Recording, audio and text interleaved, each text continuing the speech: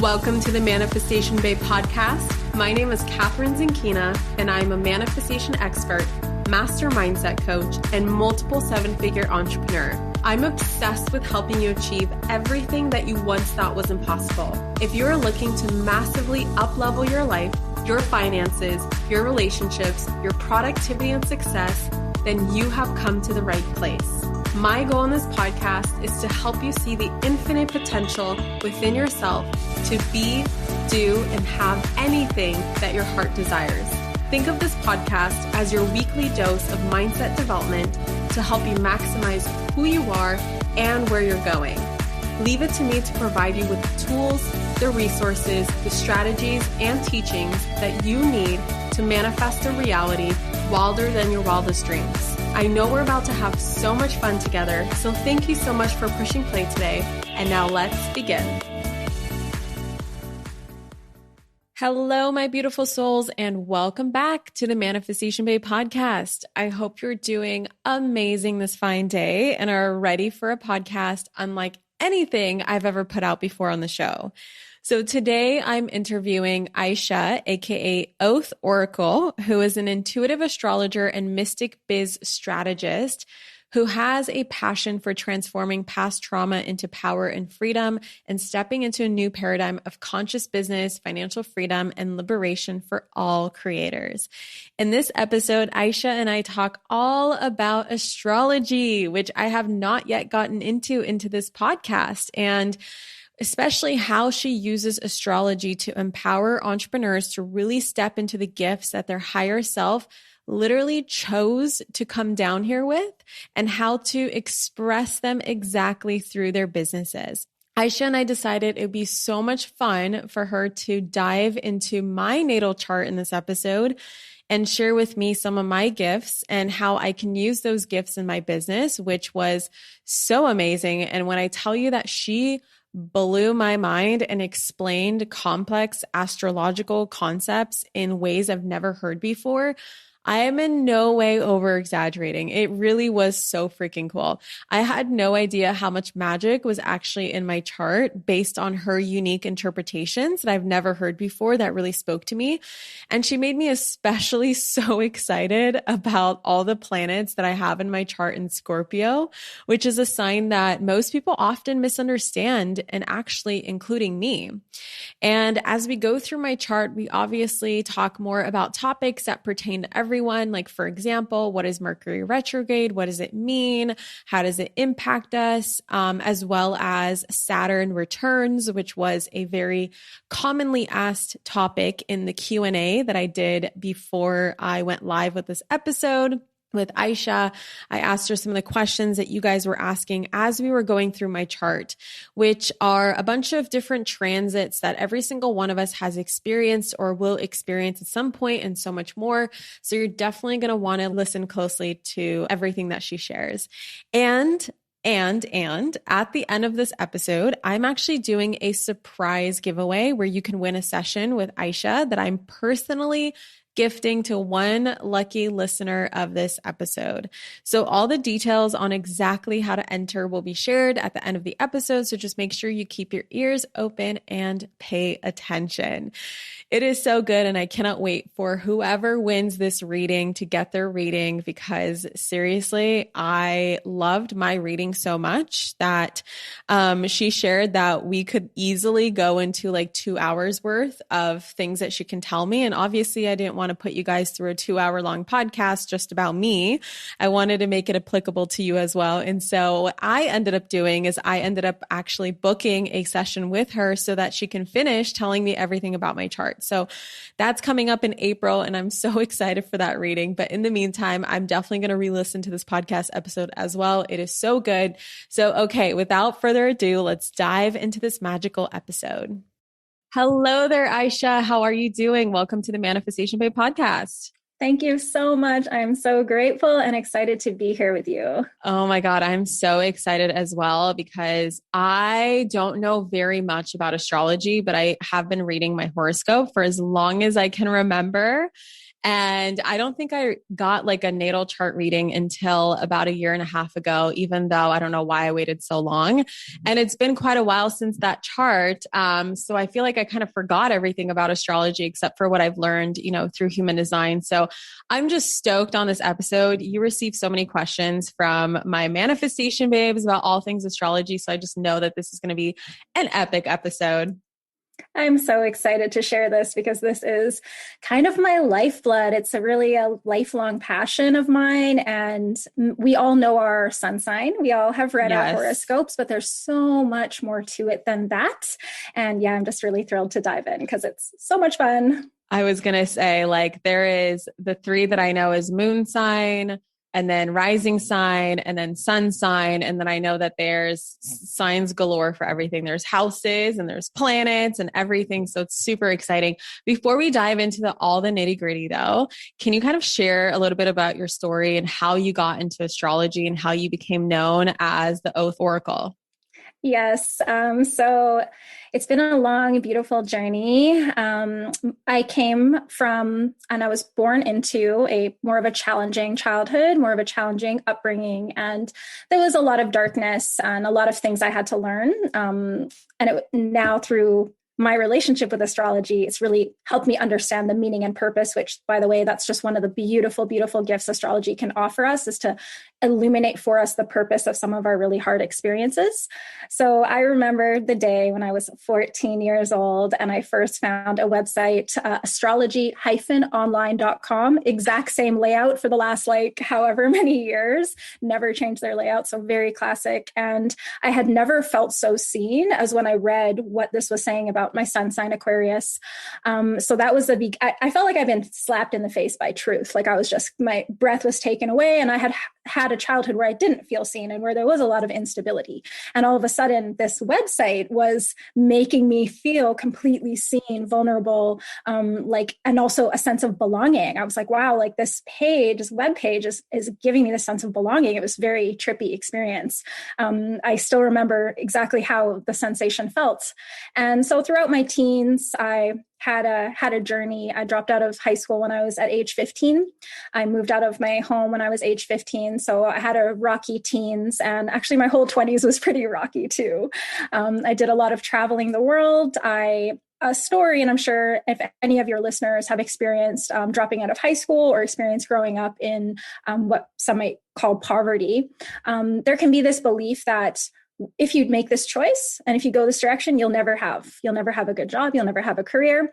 So I still felt that it was what I was supposed to do. But I accepted the story and the program and conditioning that, okay, well, I'm not going to have a career then, I guess, but I obviously have to do this. So, that's just the hand I was dealt. And I'm just going to have kind of lived my life as live fast, die young kind of energy, or I'm not going to have money or success, but I'm going to have some fun. So I traveled the world. I did a lot of workshops and personal development just purely for passion. And this whole time studying astrology, I worked in the service industry in cafes and then bartending the whole time, every day off, hours and hours and hours into astrology. But as you know, with mindset work, if you have a program that's running that says you'll never have a good job, you don't see this passion as something that could be something. It's just something I did in my, I would say, spare time, but it was more than that because I was making time for it. And I was so happy to dive into it. And it helped me navigate really, really, really hard things when I didn't have the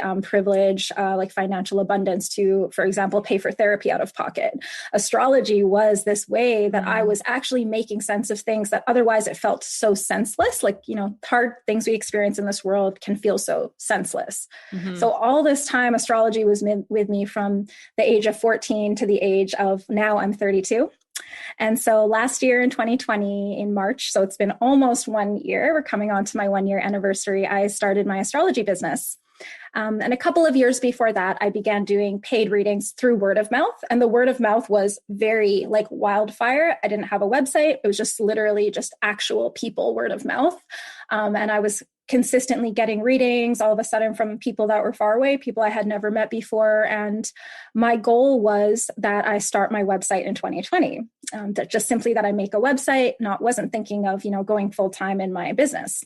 And then I actually joined one of your workshops, Catherine, Epically Aligned. Aww. And we were doing the goal setting process. And, you make a point to talk about the goals that are truly fulfilling and really checking in on how certain goals feel. And I really checked into how certain goals felt. And I recently was going through, even before we had this interview booked, I was going through my notebooks for that time of Epically Aligned, and how I said, I'm so grateful to quantum leap into being full-time in astrology. So 2020 came, 2020 happened. We all know this collective journey and transformation that we've been on. And my business, if you look at my own chart, I was always meant to create this business. I launched my business. Within 6 months, I was creating consistent 5-figure months in my business, which was just completely mind-blowing for me from where I came from and what I had known before. And it really helped me to see that all of that struggle was really for such a divine purpose, which was to let other people know that the stories that we're told about what we're capable of are simply stories. And we really do get to consciously create. And when we're on our path of purpose, the path just unfolds like this amazing miracle. So yeah, I'm so grateful for astrology. And I really, truly can't imagine my life without it. Wow. What a great freaking inspirational story. I find so many similarities between like how you found astrology. Did it feel like a remembering to you? Like it was like a duh, like I've known this before, just not in this lifetime, maybe? It was like a psychedelic experience before I even knew what that was. It was just like, boom, boom. Yeah. The same exact shit happened to me when I found The Secret. I was like, oh, I know this. I don't know how I know this, but it felt like someone put a blindfold over me because I discovered manifestation when I was 16 years old. So it felt like I had just had a blindfold over me for the last 16 years. And then all of a sudden the blindfold came off and I just got introduced or reintroduced to something that's always been there, something that I've always known. And I had the exact same belief system. I was like, I can be successful. Like I gave myself permission to be successful with my fitness business. And I could only teach law of attraction and manifestation to my fitness clients and to those that I was mentoring in my fitness business. But I could not do it on its own. And so the same way that you shifted into this like quantum leap in March of 2020 was exactly what happened. Actually, it's Manifestation Babe's 5th birthday tomorrow. And so it's been 5 years. It was literally March, I think, what's today? March 3rd. Yeah. March 3rd, 2016, where I took the leap of being like, okay, I'm fucking doing this. I'm going to make my website.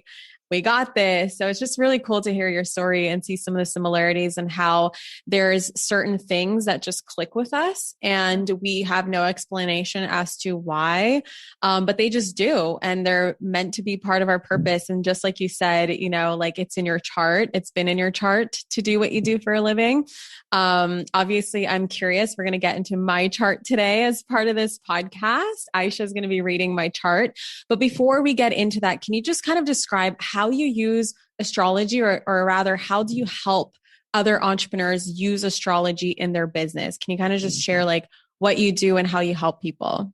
Yes, absolutely. A big signature in my own chart is sharing my transformation with others. So the transformations that I experience, translating them and offering them to the collective. And at first, the first few months of my business was astrology readings, going really deep, purpose and transforming the past was a big, and still is a big part of my work. But through my experience with business, and this is also written in my chart, a lot of business and authority kind of energy, competency kind of energy. Through working with business, I realized business is even equally of a massive transformation in my own life because business is more than business. It's the vehicle of our soul work. And each of us has a purpose on this world. And business, sounds like, oh, business, that's like boring. Or it's like, there's interesting connotations we have with this word, but what it truly is just a vehicle that we get to be in energy exchange with the collective by doing our soul work that we're meant to do. Like that's one way to be in business, right? I love that. I absolutely love that. I totally agree with that. Yeah. And so as a business owner and an astrologer, I was clearly making my decisions using astrology for divine timing and gaining a lot of insight and inspiration from my charts. And when I could feel how powerful that was, I began to offer it to other people. And that just quantum leaped everything, not only in my business, but in my life, because I love talking about business and I love talking about wealth. And coming from poverty, I understand a lot of different facets of this. So we all get to be enriched and resourced through offering our soul work in the world. And just like with your story, Catherine, it's like when it's right, it's right. And when we're ready and we're stepping up and we're doing the work, it's right. And it's very natural to be resourced in the form of financial abundance as well as other abundance. So what we look at in the chart, and just the premise that I look at all charts with, is that each of us has a purpose and each of us made a cosmic oath. So my vision is to helping others to embody their cosmic oath. Ooh. So our birth chart, some people think the birth chart is like a randomly generated thing where it's like, oh, I wish I didn't get this, or like, oh, I wish I got that. And it's not that, because it's our higher self that chose that chart. And we chose everything in our chart for a reason. And I see the chart and all the archetypes of the different planets as our universe. So each of us is a universe. And when all of these different aspects of our universe are functioning to their highest potential, we are in flow. We are our walking higher self. We're manifesting at lightning speed. We're collapsing timelines. We're quantum leaping. It's like 11:11 all the time. And it's just that our chart is the instructions of how that archetype wants to function. So even when it's in what might be known as a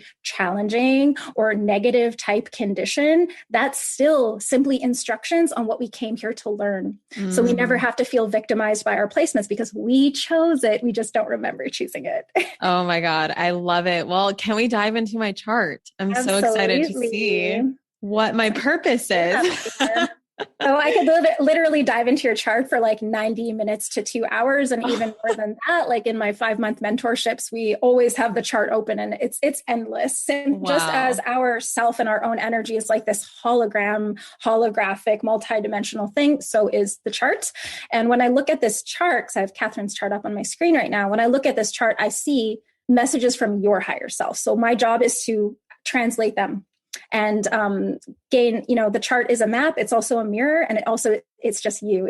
There's no limitation. There's no pigeonhole. There's no label. It's just you. And so it's very empowering, I find.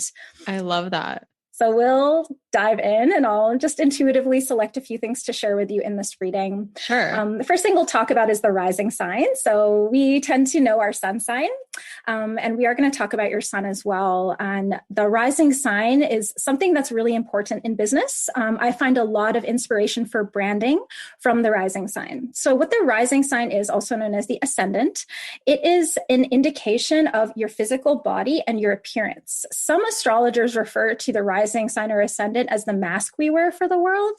And that can feel true when it's very different than our personality or our other placements. So for example, if you have like resting bitch face or something, or like you're Scorpio rising and people think you're so intense, but you're not actually inside because of your other placements, then in that case, it can feel like a mask, but it's so much more than our appearance. So yes, it does indicate the first impression that you give to others before they've even spoken to you. It's an energy which you're emanating. You're emanating this energy, whether someone knows you personally or not, whether they're close to you or not.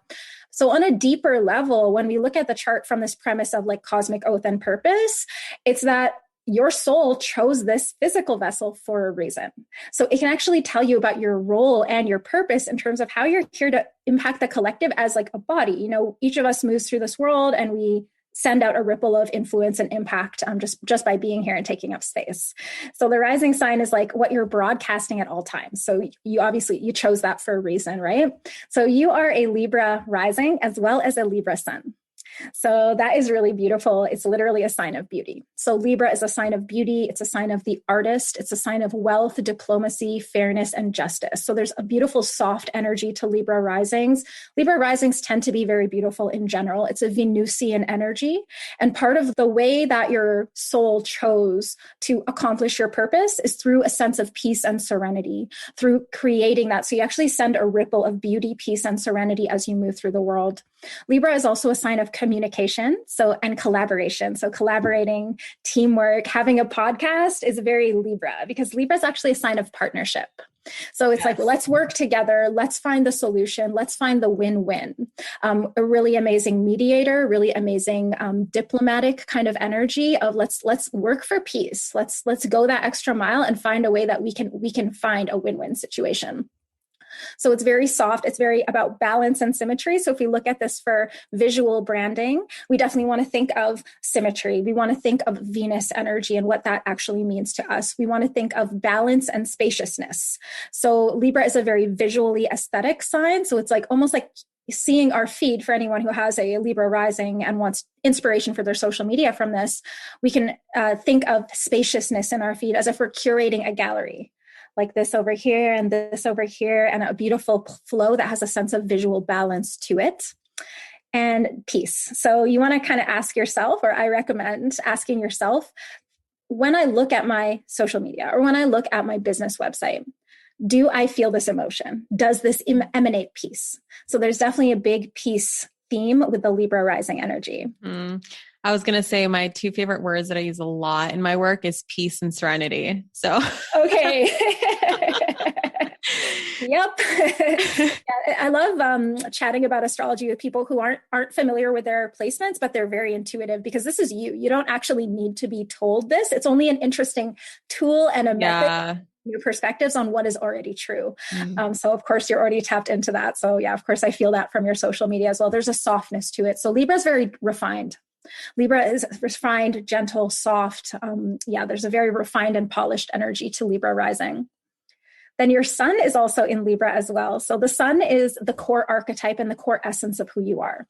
So we all tend to know our sun sign. We've read horoscopes. We might know some traits. And more than just telling us about our personality, the sun placement, I'm really excited about this, actually gives us instructions on what is the context and circumstances in which we can shine our light the most powerfully. So we're all here to shine our light in a way that's pure, in a way that isn't about power over, power under, just simply shining our light to our potential, our natural potential with our inherent, divinity. So when your sun is in Libra and it's in the first house, you really are able to shine your light when you have people to share your ideas with, bouncing back ideas off people. So having a podcast is so perfect for you, because bouncing back ideas helps you form what your steps are and what your inspirations are. And even if you, for example, if you had an idea and you have a coach or a mentor or someone in your life, like your partner, and you just want to chat, you don't want any advice from them. It's simply that by verbalizing it, you're forming something energetically. So you really have, being surrounded by beautiful things in your space, having that environment helps you to shine your sun, your light, your solar light of consciousness in a way that's just luminous. And we all get to be luminous. And I literally have professional organizers come to my home tomorrow for the next 3 days to make sure my space looks immaculate, because environment is so important to me. And I'm just like tired of living in a disorganized home. So it's like, yes, I'm so excited. Yeah, it's that balance. And with Libra energy, it's about beauty, but beauty is more than physical. Beauty is energetic. And Libras actually understand beauty as an ideal. Like beauty is a philosophy almost for Libra energy, like that feng shui and really feeling when things are just in balance, right? Yes. Then your sun is also in your first house. So this is another part of this prescription for your sun to really shine. The first house is the house of self. It's the house of boldness. It's the house of courage. It's the house of assertiveness. So you are here to speak your truth. The way that you speak it, because Libra energy is so soft and refined, the way that you speak it doesn't offend people, but you are not here to hold back on your truth. You're here to say it. You're here to live it. You're here to embody it. You're here to be fearless, but still the presentation and the expression of it is very soft. It doesn't offend people. It's actually very attractive to people, where it's like, oh, I can't believe she just said that. But like, I don't mind that she just said that. Oh my God, that's hilarious. I love working with the sun sign in this way, because we tend to think our sun is like I said, a randomly generated box that we're supposed to fit into. And it tells us information about ourselves, but it's also instruction. So that's the part that I really love about astrology, is like, how can I be more in alignment, right? Like, how can I be more in alignment with my essence? And I think one of the biggest gifts of astrology as well is giving us permission. giving it like that permission of like, wow, I've always felt like I'm just supposed to shine my light unapologetically. But, we tend to have conditioning from society or from family and different things that makes us think that's not okay, especially as women, right? Like you're really here to shine your light very bright, and you're here to be known for who you are, for your personality. That's beautiful. Then we also look at, in terms of branding, there's a couple things I love to look at. Love to look at the rising sign. I love to look at the sun, because when that's on point and we're just shining our light is irresistible to the people who are meant to be impacted by it. So it's important to give ourselves that space, like being a host, which would be very first house, which is like the self, like this is me, this is my show, this is my shit right here. And then Libra is like, I'm bringing people into this space. Like that's a really beautiful platform for you. Then I also like to look at Mercury, which is the messenger archetype, and well as the third house cusp. So here we're getting into some houses. We don't need to get too overwhelmed with technical things. I'll break that down when we get to the third house cusp, but there's a relationship between Mercury and the third house cusp. And so they're about our message, the way that we're here to share a message. They're about media, and they're also a merchant and trade archetype as well. So we want to activate the placements of all of our planets based on their sign and house. That's kind of the information about like, what's the diet that this archetype needs to function in the way that it's meant to function for my highest purpose and my highest self-expression. So for you, Mercury's in your first house. So Mercury communication in your first house of self, like this is me. This is my jam. This is what I'm about. I'm not going to be afraid to speak these things. I'm not afraid to be bold. I'm not afraid to say what needs to be said. And there's also a lot of excitement. So when people have Mercury in their first house, things in our first house, they impact our appearance, and they impact that rising sign first impression. So it all layers onto each other in this like infinite dimensional holographic beautiful expression of us. So speaking your truth is so important to your sense of self, and it's really like when people have Mercury in the first house, it's kind of like their message is right there for you to see. But then your Mercury is in Scorpio, and Scorpio is more of a secretive, mysterious energy that's more magnetic and it's more inward. So it's interesting how you're very extroverted and external, yet there's also this very, very deep depth. Like there's a profound depth that's going on here, because you actually have quite a few planets in Scorpio. So Scorpio is a sign of mystery, occult matters, what is taboo, sex, death, rebirth. Scorpio is also a sign that I work with in terms of the energetic aspect of manifestation, because Scorpio is connected with what's beyond the veil. And Scorpio is about transmutation and energy exchange. So sex is an energy exchange, death is an energy exchange. And Scorpio also rules joint finances, as in everything in life lives somewhere in astrology. Okay. So Scorpio is like inheritance, debt, mortgage, taxes, sudden windfalls of money, money that's separate than the money we exchange our time for. That makes sense. I could literally talk about like just this for like 2 hours. So I'll just leave it. So your Mercury, it's like you're here to outwardly express and really shine your light. But what it is that you're expressing, it's almost like you're diving deep into the underworld and coming up back to the surface with certain gems to share very publicly. Mm-hmm. You're literally describing me. I will say a lot of people, like before I started sharing more of my personal life, people would always be like, you're so mysterious. We don't know what you're up to. You're so mysterious. Who are you? And I'm like, and then I'll literally like share my whole life, and it's still like not enough. And I'm like, holy fuck, people, like I'm doing the best I can. What do you mean I'm mysterious? Like it never really connected with me, but that's just, I don't know. That's just how I show up. And also on my human design chart, like I'm a 2-4 profile. And that's like the paradox profile, where you are a hermit, but also a networker at the same time. Right. And so I constantly battle this, like, I want to be left alone, but I love people, but I also want to be on my own, but I also love people. And so it's just like this forwards and backwards that I feel all the time. Yep, that's definitely part of your blueprint, and you get to be that. And that's actually, Scorpio is very magnetic. So you have Libra, like quite a few significant Libra placements and quite a few significant Scorpio placements. They're signs that are right next to each other. So Scorpio comes after Libra. So Libra is beauty and peace and let's talk and let's chat. And like Libra loves having like a buddy for things. Like, will you be my gym buddy? Like, do you want to come with me for this? Like, because Libra is about partnership. So Libra loves having a counterpart. But Scorpio is all about that deep transformation. And each of us goes on that transformational path alone. So it's not that Scorpio is a loner. Scorpio loves connecting, because Scorpio is the sign that rules sex. So that's about merging. That's about energetically, tantrically, transcendentally merging with others. Very emotional and very, very deep.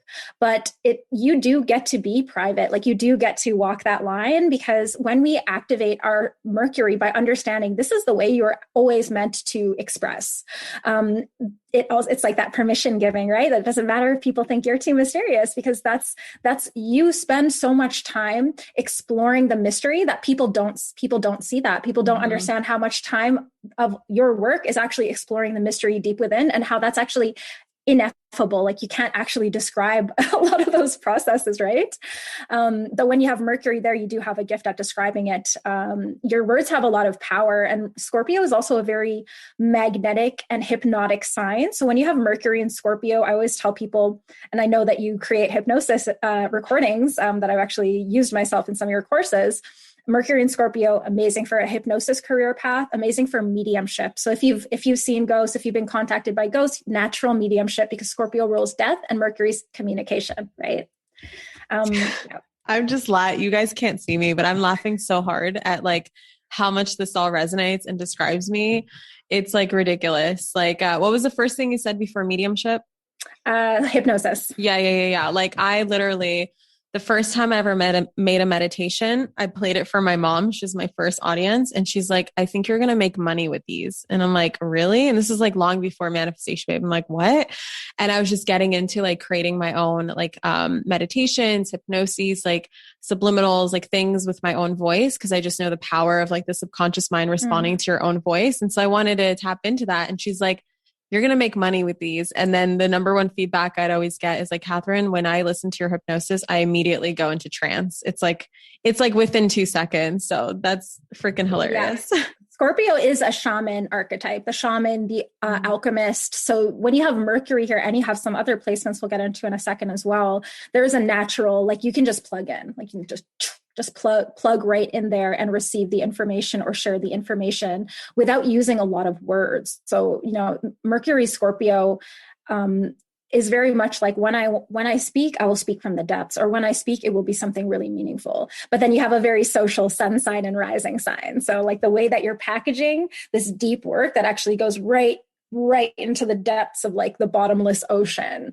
The way you're packaging it is like light and beautiful, because that's Libra. So that's very attractive. It's a very attractive mix that I can see you living that. That's amazing.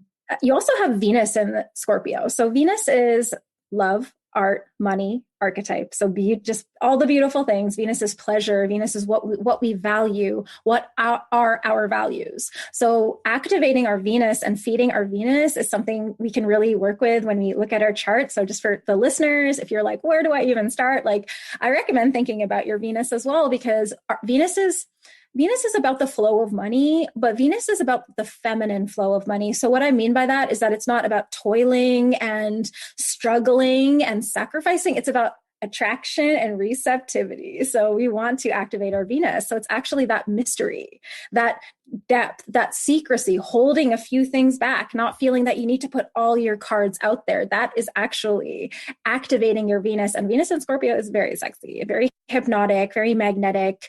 So that's something that you could also tie into your branding in some way as well.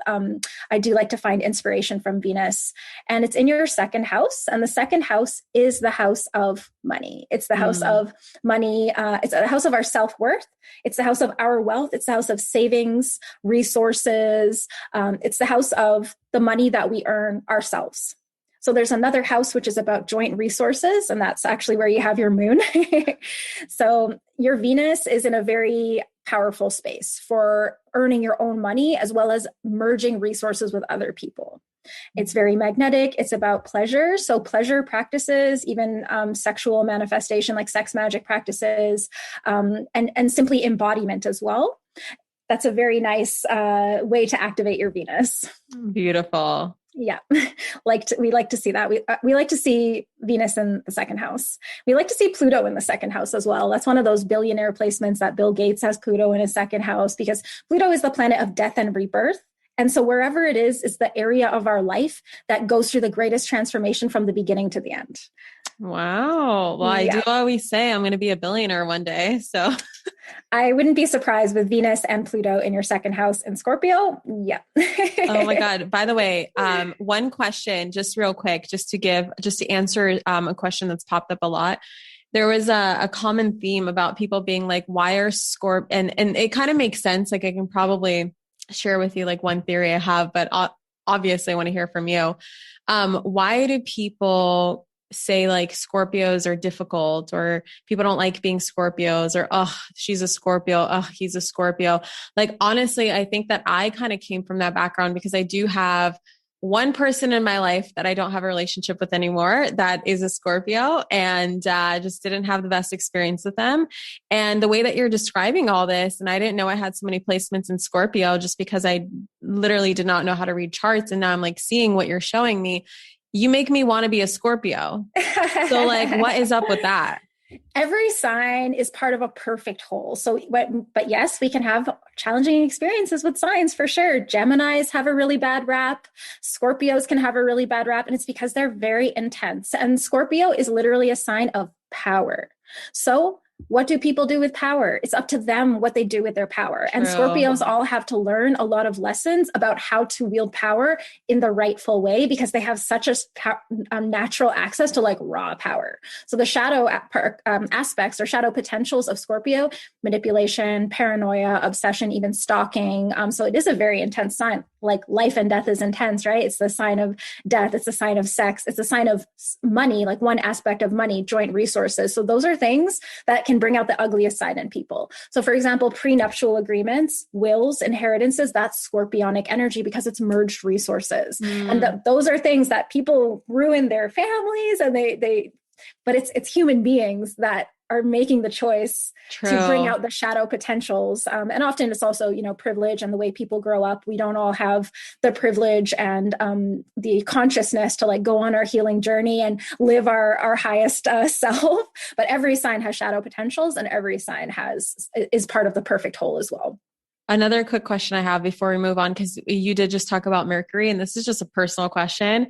How come I fucking thrive in Mercury retrograde when Mercury retrograde has such a bad rap?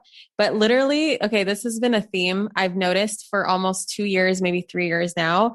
Every single launch that I've ever scheduled in my business has landed on Mercury retrograde. I do not plan this. It just every fucking time it's my launch week and I go on Instagram and everyone's talking about Mercury retrograde. I'm like, are you fucking kidding me? It's Mercury retrograde again. Like, how did I do this? And yes, I do experience, funny tech issues. Like my team will be like, what the hell is happening to the opt-in page? And then I'll literally look up, oh, it's Mercury retrograde. Okay. That's why. So obviously I experience the hiccups, but I have been so unafraid of it. I will still travel. I'll still do other things. I'll conduct my business as usual. I'll do my launches. And I'm just curious, what keeps magnetizing me towards Mercury retrograde? I love your question so much. So first things first, public service announcement. There's nothing to fear. Like there's so much fear around Mercury retrograde. And, obviously as an astrologer, I'm going to notice this. It's almost infamous. It's like an infamous time of like, oh no, it's Mercury retrograde. It's our choice as conscious creators to live in fear or live in love. And there's always, always, always a potential for retrograde. So something I often, if you ever read my writing about retrogrades, it's really important for me to kind of share this message is that retrogrades happen for a reason. And every single thing that happens for a reason. It's not an annoyance. It's not fucking you up. It's not an obstacle. It's actually an opportunity. And I think the reason why you personally are thriving during this time is because the gift of Mercury retrograde, since Mercury's perception, mindset, thought, and communication. The gift of Mercury retrograde is having a perception which is non-linear. So when it's going direct, we can be very linear. 1 + 1 is 2. This is the thing. This is the thing. And when it's not direct, we're accessing a non-linear space. So as a Mercury Scorpio, you're tapped into the deep subconscious pulse. Like that's a very, you're already tapped into something non-linear because you're tapped into what's beyond the veil. You're tapped into passed on spirits. You're tapped into all of this deep energetic stuff. So I think when people have Mercury in water signs, which is the element of emotion, so Pisces, Cancer, Scorpio, I feel like they do better during Mercury retrograde because they're like, oh, everyone's flowing now, because it kind of forces us to flow. Yeah. And what I really recommend during Mercury retrogrades for all of the listeners is it's a time to re-examine. It's a time to reevaluate. It's a time to reflect on the direction you're going. And yes, that can be, annoying when we have certain plans or something like that. But if something comes up, there's always going to be some kind of gift in that exploration of that. And it's a great time for creatives, intuitives, and psychics, because we're already tapped into the nonlinear, timeless nature of reality, right? That makes so much sense. That's amazing. Thank you for answering that. My pleasure. And so there's a couple more things we'll chat about. I could easily literally just talk about this for like 10 million years. You do have your moon in Gemini. And you have it in the 8th house. And the 8th house is actually the house of Scorpio. Okay, so there's 12 houses, there's 12 signs, and every house is associated permanently with a sign. So there's a natural rulership in everyone's chart. The 8th house, Scorpionic themes. Now, when you have the moon in the 8th house, this is a very, very, very psychic placement. So already Mercury in Scorpio, very psychic placement. Moon in the 8th house, very psychic placement. And it's a house of merging resources with others. It's a house of business, of finance, of sex, death, tantra, kundalini energy, mediumship, just meditation, just plugging into source and recharging from plugging into source. You do experience intense emotions when you have the moon in the 8th house. I actually have my moon in the 8th house as well. So there's a great intensity of emotions that people, when they don't have 8th house placements or Scorpio placements, it's kind of hard to understand the intensity of it, because it's really the archetype of the phoenix that rises from the ashes. So when you have the moon here, there are going to be emotional deaths and rebirths that are quite intense that happen throughout life. When we have placements in Scorpio or the house of death, we are here to die before we die. We're here to experience multiple deaths throughout this lifetime, and that's part of our evolution. I'm like, do I want to open this can of worms of this next part of things I want to share? Go for it. Something else that I just encourage everyone to either get a reading to find out or look into yourself is the North and South Node. So this is a really big part of my work. I can literally do a 90-minute reading just on the North and South Node. We had a lot of questions specifically. That's where I was going to go next. So yeah, go for it. Okay, sweet. So I'll chat about it, and then maybe we can weave some questions in, and I'll just keep your chart open because it's kind of nice how it's leading the session right now. Yes. So the North and South Node are the nodes of past life karma and future destiny. So the South Node is past life karma, and it's exactly opposite to the North Node. So no matter where they are, they're always exactly opposite to one another. So the South Node is talking and indicating what are themes, situations, roles, experiences that we've mastered in past lives. We've thoroughly experienced these themes that I'm about to break down for you, Catherine. We've thoroughly experienced them. So in a way, they are our comfort zone. They also offer us certain superpowers. Like we have resources from these past lifetimes. Our soul retains the memory of certain skills and things like that. So we come into this life kind of thinking, this is who I am. Now, what we're actually here to do is to alchemize that energy of past life karma and transmute it into its exact opposite. So the North Node, which is our future destiny, is who we came here to become. And it's by the nature of it, it's out of our comfort zone. By the nature of it, we start our lives thinking we are the energy of our South Node, and I'll break it down more in a moment. And we might look at someone who is really expressing and embodying the energy of our North Node and think, well, that's so great for them. That's not me at all, but that's so cool that they're like that. But really, we are supposed to transform into that energy. So for you, it's really about, I'm like, oh my God, how do I just say just enough without talking for like 10 hours? But your North Node is in Sagittarius, and it's in the 3rd house. So Sagittarius is a sign of adventure, philosophy, meaning, wisdom, religion. Even it's kind of like guru energy, actually. And the South Node is in Gemini.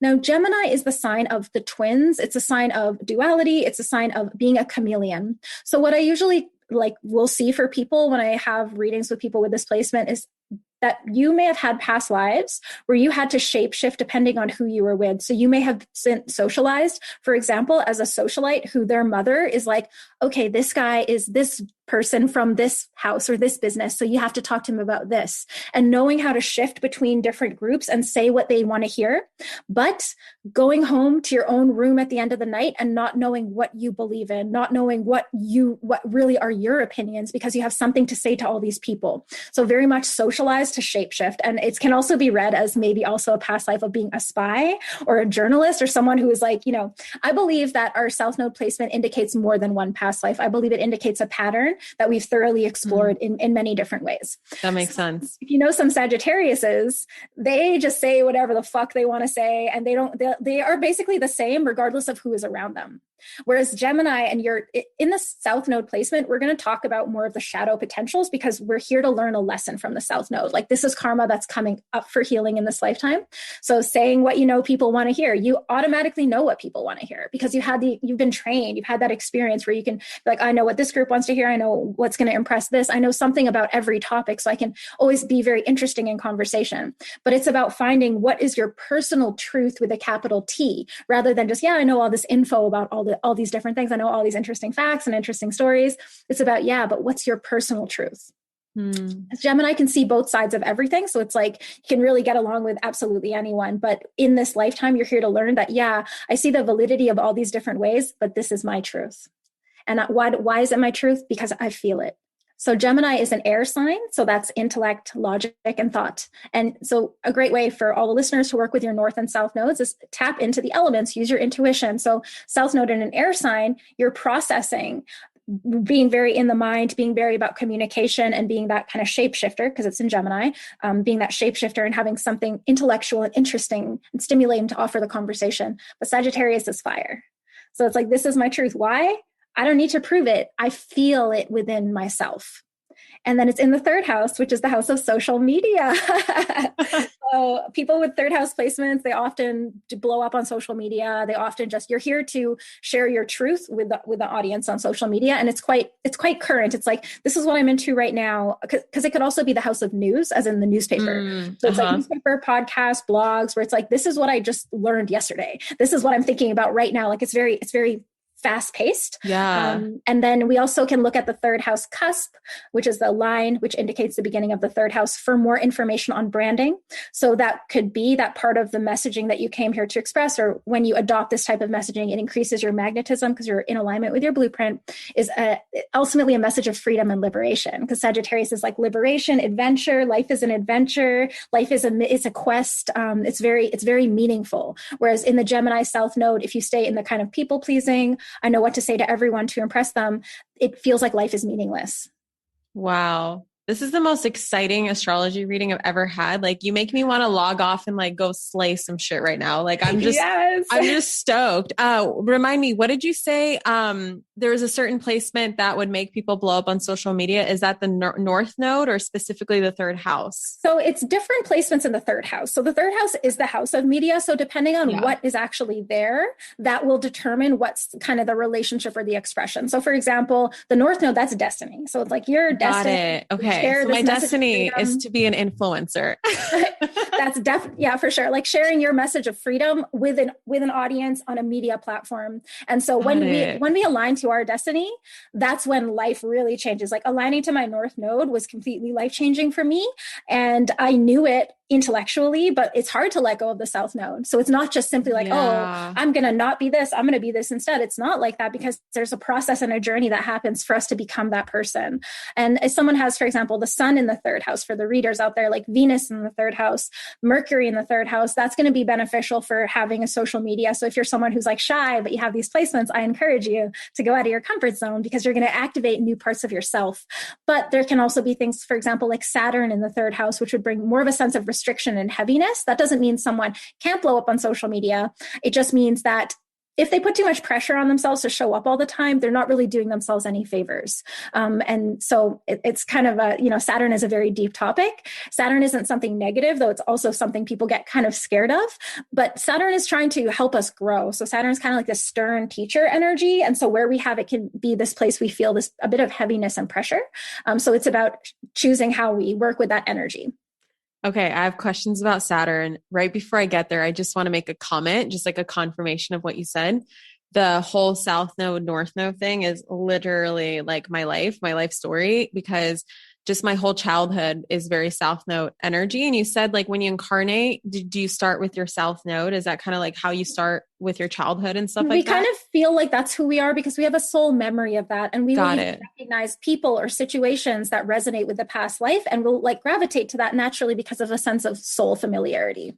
Got it. I was the queen of people pleasing. And then everything shifted for me. And like, I'm still letting go of those parts, but like everything shifted for me when I really embodied of like, I don't care anymore what your opinion is. I don't care anymore with that. Like when I told my parents, I'm not going to medical school. I don't want to be with this boyfriend anymore. Like that first like massive transformation that I had was because of this North Node energy. And like every level that I've gone to from there, it's just been that North Node energy of like, this is my truth because I feel it. And it's no longer, it's no longer cerebral. It's no longer a cerebral process where I'm like, but does this make sense? Is this logical? And, does it fit into this way of thinking? Does it fit into that way of thinking? And it's just like, no, I don't care anymore. This is just how I feel about it. And I will say that every time I embody that energy, it's just like big explosions in my life, big explosions in my business. So that was really cool. And there were so many questions that you guys asked, when I asked if you have any questions for today's podcast, like it was a lot on North Node, South Node. So go back and re-listen to that and like go do your own research, book a reading with Ayesha. Like this is so incredible. I'm having so much fun. You mentioned Saturn, and I'm currently in my Saturn return. That was another question that showed up for a lot of people. At first I felt my Saturn return starting like last year. And it was just like, I felt like the whole world was ending because I felt like I was just going through a massive transformation where I wouldn't know where I would end up on the other side. And I feel like I finally got a grip on it. I still feel like I'm in a massive transformation, but I am like 28 now. So I know I'm still going through it. Can you kind of talk about what the hell Saturn return is, what it means? And I know that there's like Saturn in different planets or different signs as well. And kind of like what that means as well. Yeah. So it's interesting that you segue to that because your Saturn is in the house of childhood. So we're going to be getting into some possibly tender topics. Are you okay with that? 100%. Yes.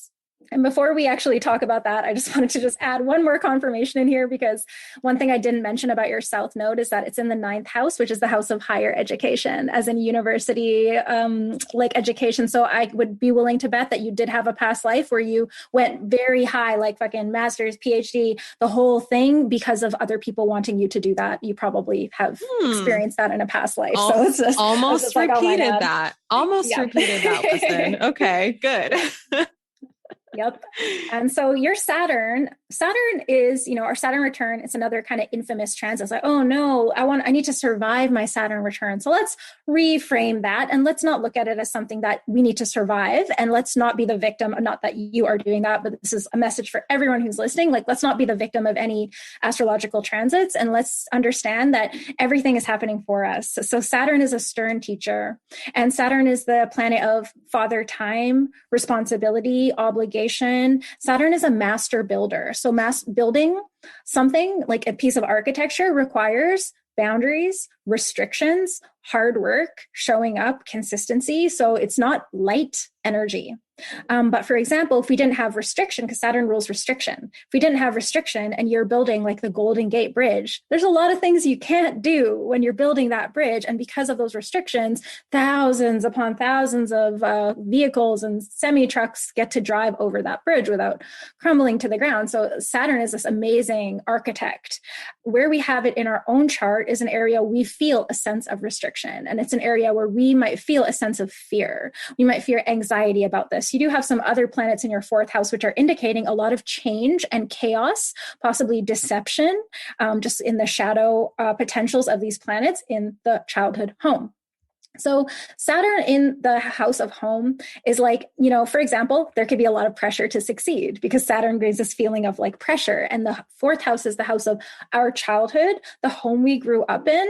divine feminine energy, the divine mother itself, as well as our home now. So it's interesting that you're doing home renovations right now, because Saturn is like, okay, it doesn't matter how long this takes. If it's important to do this, I have to actually do it. I have to show up and get it started and commit. Saturn is a very committed energy. So Saturn in the fourth house is great for, like, for example, eventually owning properties, having rental properties, things like that are like, you're signing a contract. This is for real. This is for long term. Saturn loves long term. So in terms of our Saturn return, what it is, I almost want to say forcing, because in a way it kind of is, what it's really encouraging us to do is do the healing of the themes of the house that it's in. So when we don't, that's when the Saturn return becomes a really, really, really hard time, because there's no loophole. So this is my big message for people with the Saturn in Aquarius who are going through their Saturn return right now. There's no loophole. So when you feel that energy, okay, so I'm just going to get a little bit trippy on your audience right now. Start to understand your Saturn. So I actually have a free PDF guide, by the way. You guys can download it. I'll give that information later, but just so if you don't know about the themes of your Saturn. So look at your Saturn, look at the house, look at the sign, and then reflect on how you feel about this area of your life, right? You'll probably detect that Saturn feeling when you even just think about this area of your life. It's like heavy, it's like a restrictive, it's tense, there's pressure. It can feel like it's being like there's something hard on you, almost like this aura. So feeling the energy of Saturn. And then during your Saturn return, start to recognize when that Saturn energy is present. And then take that time to have a pause and self-reflect and be like, oh, this is Saturn energy. This is a Saturn lesson.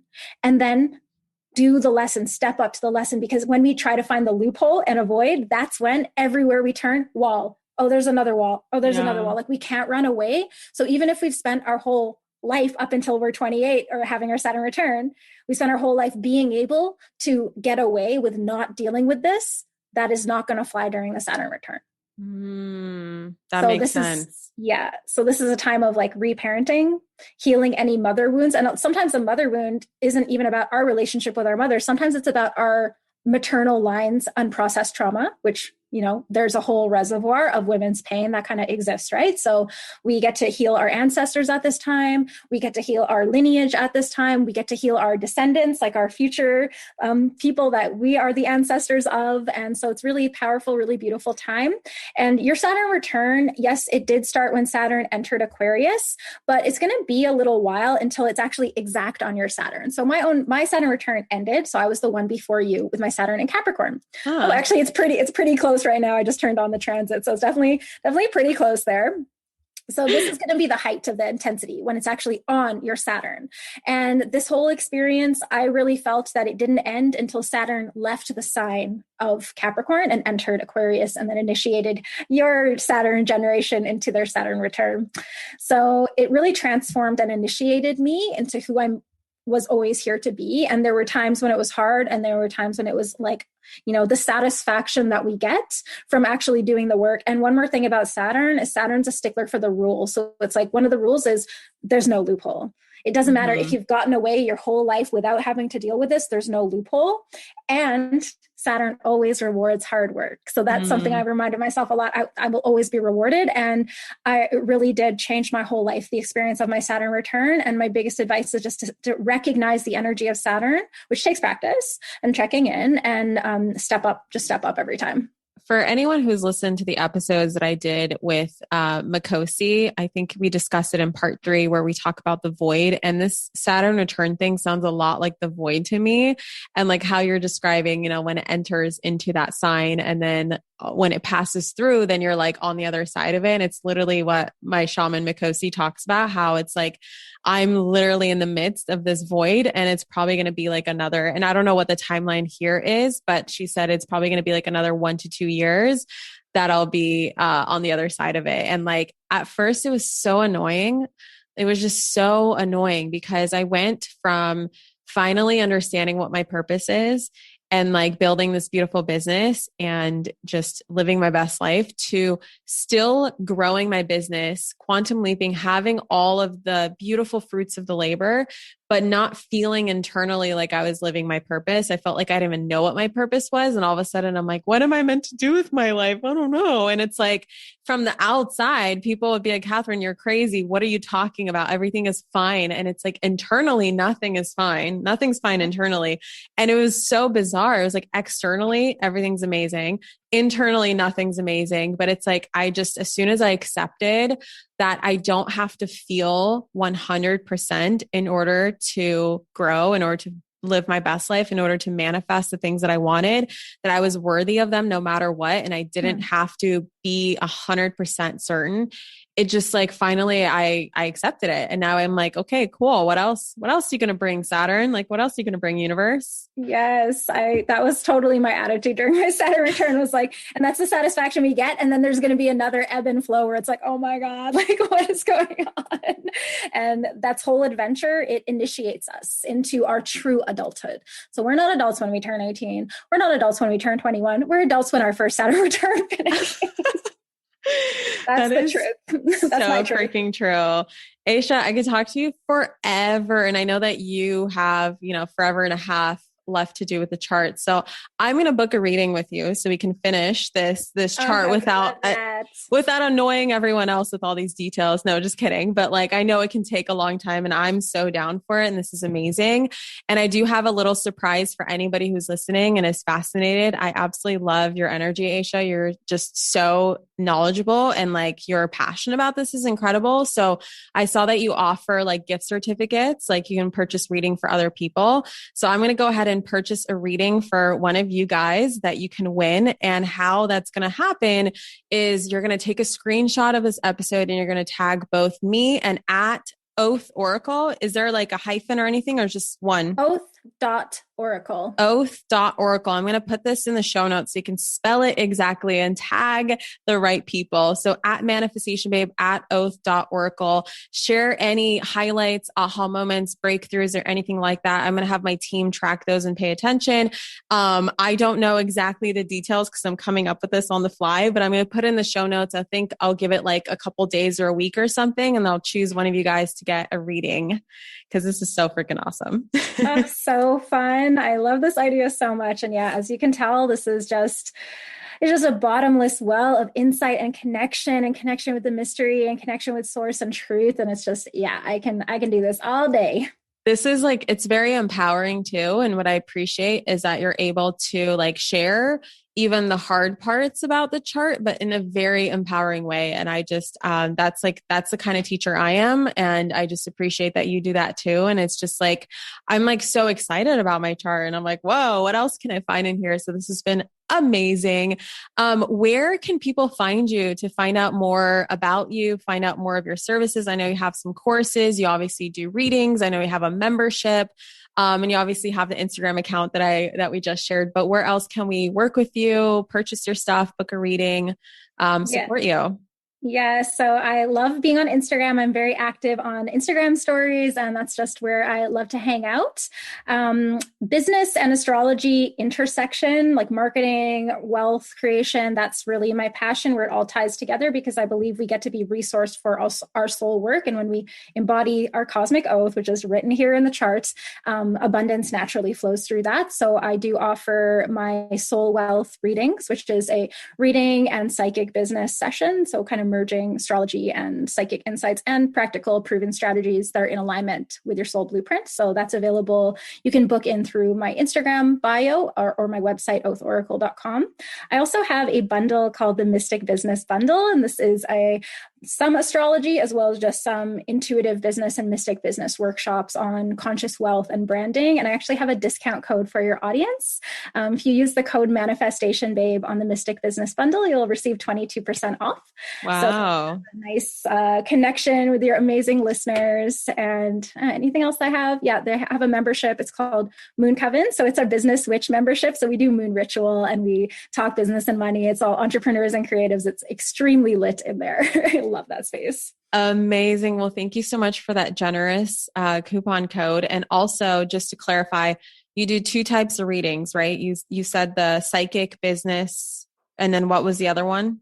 The other one is the Souls Map. So that is a comprehensive exploration of the birth chart. So that's more kind of what we've been talking about in the session today. All right. Okay. So here's the deal. You guys can choose which reading you want if you win. So that's how that's going to work. Thank you so much for being here. Like, thank you so much for doing this. This is the most fun I've ever had on a podcast. And like, you exude such great vibes, and you're just such an amazing soul, and you're so in your purpose and so magnetic. And I loved hanging out with you, and I hope all of you guys listening did as well. Thank you so much for having me, Catherine. This was just a major pleasure, honor, privilege, and highlight for me. So yeah, just such a pleasure. Oh, yay. All right. To the rest of you listening, I will catch you guys in the next episode. Mwah. Bye. Thank you so much for tuning into today's episode. If you absolutely loved what you heard today, be sure to share it with me by leaving a review on iTunes so that I can keep the good stuff coming your way. If you aren't already following me on social media, come soak up the extra inspiration on Instagram by following @ManifestationBabe or visiting my website at manifestationbabe.com. I love and adore you so much and can't wait to connect with you in the next episode. In the meantime, go out there and manifest some magic.